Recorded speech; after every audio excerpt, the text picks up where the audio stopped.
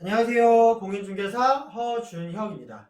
자, 오늘은 이 주택 임차인의 전입신고, 즉 주민등록의 중요성과 방법, 그리고 그에 대해 잘못 알려진 오해들에 대한 내용을 한번 정리를 해보도록 하겠습니다.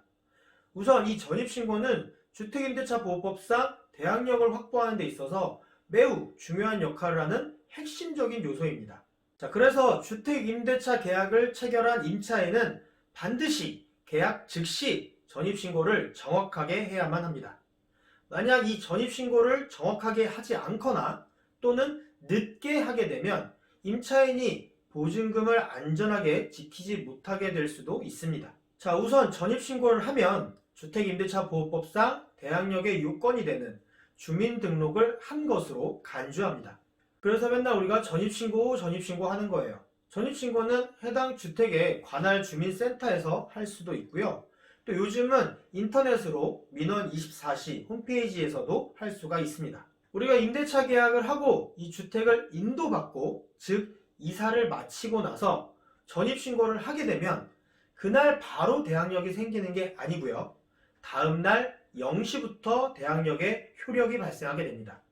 그러니까 이 전입신고는 더더욱 미루면 안 되고 이사하는 날 즉시 해야 하는 거예요. 이날 못했으면 다음 날이라도 아무튼 최대한 빨리 전입신고는 하시는 게 유리합니다. 자, 그리고 이 주택의 인도와 주민등록은 대항력의 취득 요건일 뿐만 아니라 이 대항력의 존속 요건이기도 합니다. 자, 원칙적으로 주택의 점유를 상실하거나 주민등록을 다른 곳으로 전출을 하게 되면 그때부터는 대항력은 소멸하게 됩니다.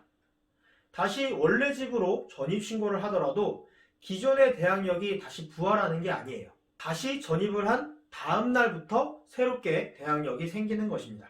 주민등록이라는 대항 요건은 임차인 본인뿐만 아니라 그 배우자나 자녀 등 가족의 주민등록을 포함을 합니다.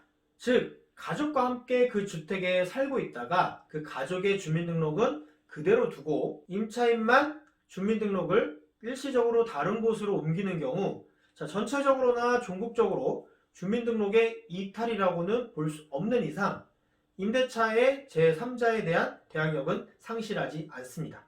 하지만 이 경우와 달리 가족 전원과 함께 일시적이나마 다른 곳으로 주민등록을 이전하였다면, 이는 전체적으로나 종국적으로 주민등록의 이탈이라고 볼 수 있으므로 그 대항력은 그 전출 당시 이미 대항 요건의 상실로 소멸되는 것입니다. 주민등록이 주택임대차보호법상 대항 요건으로 효력을 발휘하려면 주소를 정확하게 기재해야 합니다. 이때 단독주택 혹은 다가구 주택과 공동주택의 전입신고는 약간의 차이가 있습니다. 단독주택과 다가구 주택은 전입신고 시에 임차 주택의 지번까지만 정확하게 기재를 하면 됩니다. 하지만 다세대주택, 연립주택, 아파트와 같은 이 공동주택의 경우에는 지번뿐만 아니라 동 호수까지 정확히 기재해야 대항력을 취득할 수가 있습니다. 따라서 지번까지만 기재하거나 실제 동 호수와 다르게 기재한 경우, 그리고 신축 주택 임차 시 간혹 일어나는 일인데요.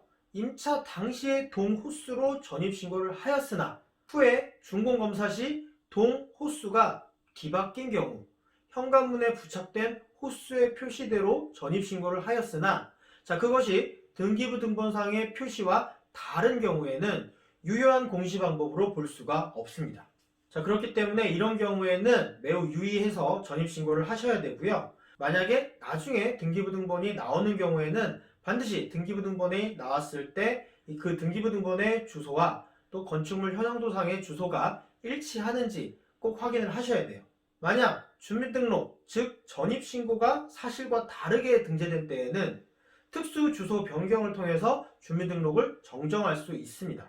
이때 주민등록 의무자인 임차인의 실수로 잘못된 신고에 의한 경우에는 특수 주소 변경 등에 의하여 사실과 일치하는 주민등록이 정정된 이후에 대항력을 취득하게 됩니다. 하지만 임차인이 올바르게 전입신고를 하였으나 담당 공무원의 착오로 사실과 다른 사항이 등록된 경우에는 당초의 주민등록 전입신고를 한 때를 기준으로 대항력을 취득하게 되는 거예요.